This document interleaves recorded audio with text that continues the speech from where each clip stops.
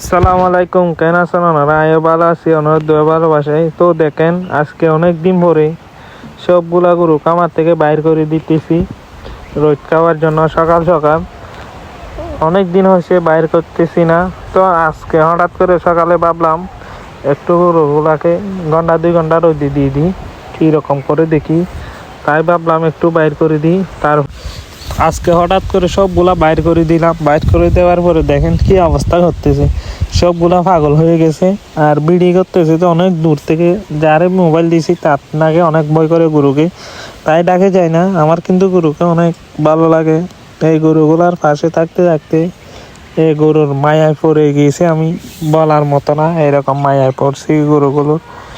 যেখানে যাই না কেন, যে জায়গায় যাই না কেন, সময় হলে কিন্তু আমি যে জায়গায় যাই না কেন, সকাল হলে মাগরিব হলে কিন্তু আমার থেকে আলাদা একটা টান পড়ে এগুলার জন্য। মনে পড়ে চলে যাই বাসায়, এগুলাকে যত্ন করতে হবে, এগুলাকে খাওয়াতে হবে।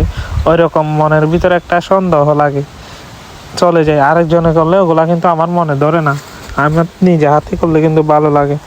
অনেক দিন অসুস্থ ছিলাম, তবুও কিন্তু এদেরকে দেখার জন্য ঢুকে যাইতাম বাসার মধ্যে, দেখতাম আর ঢুকে যাইতাম দেখার জন্য। মায়ালা পড়ে যায়, যে জিনিস যে এরকম পালে সেই বুঝে কি মায়া কি জিনিস। তাই বলি ভাই, মানুষের থেকে কিন্তু পশু পাখি অনেক। শুধু পালন করলে হবে না, আমার থেকে এতটা আছে এতটা আছে, এগুলা কিন্তু মুখে মুখে বললে কিন্তু হবে না।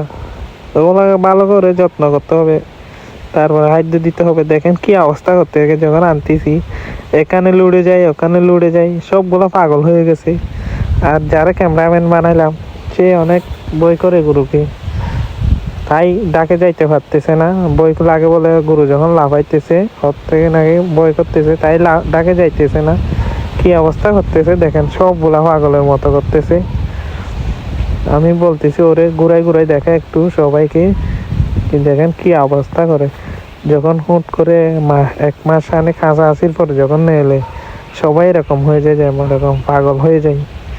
কি অবস্থা করতেছে দেখেন, আর ওখানে লাফাইতেছে। আর যে ক্যামেরাম্যান সে অনেক দূরে চলে আসছে। দেখেন এটা হলো খেরের জমি, এখানে চলে আসছি, এখান থেকে সবগুলাকে নিয়ে যাই কাটে। আপনাদেরকে দিন দেখাবো, এখান থেকে খেরগুলা কেটে ওখানে নিয়ে যাই, গরুকে দিই।